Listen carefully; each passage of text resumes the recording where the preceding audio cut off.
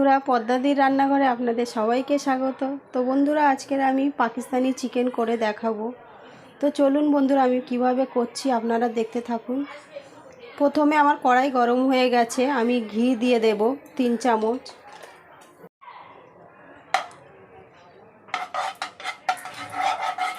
ঘি দিয়ে দিয়েছি, আপনারা চাইলে পুরো ঘি দিয়েও করতে পারেন, আমি বেশি ঘি দেব না। তার সাথে আমি সাদা তেল দিয়ে দেবো কিছুটা।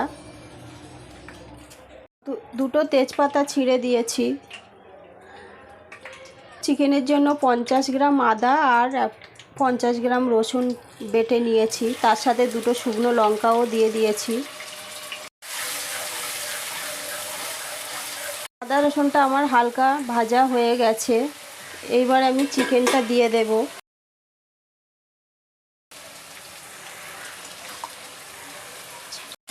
আমি ভালো করে নাড়িয়ে দেব। স্বাদ মতো নুন দিয়ে দেব। চিকেনটা আমার হালকা ভাজা হয়ে গেছে। আমি 1 কিলো চিকেনেতে আমি 300 গ্রাম পেঁয়াজ দিয়ে দেব।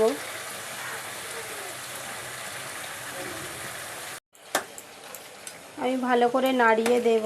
কিছুক্ষণের জন্য আমি ঢাকা দিয়ে দেব।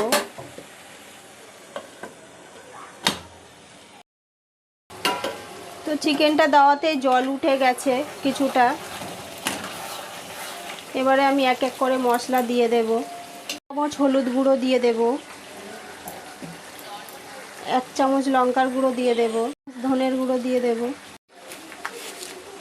1/2 চামচ জিরের গুঁড়ো দিয়ে দেব। তো আর ভালো করে কষিয়ে নেব। 1 চামচ গোলমরিচ গুঁড়ো দিয়ে দেব।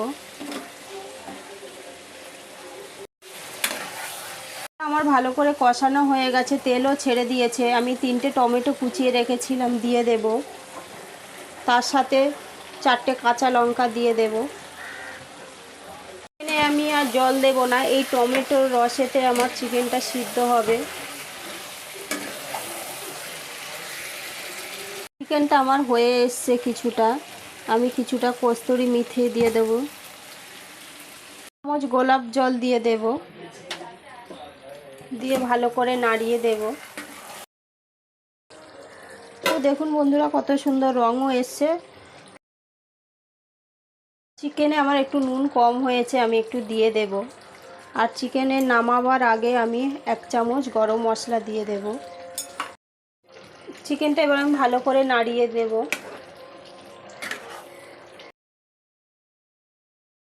আমার পাকিস্তানি চিকেন রেডি। আপনাদের ভালো লাগলে লাইক, শেয়ার, সাবস্ক্রাইব করবেন।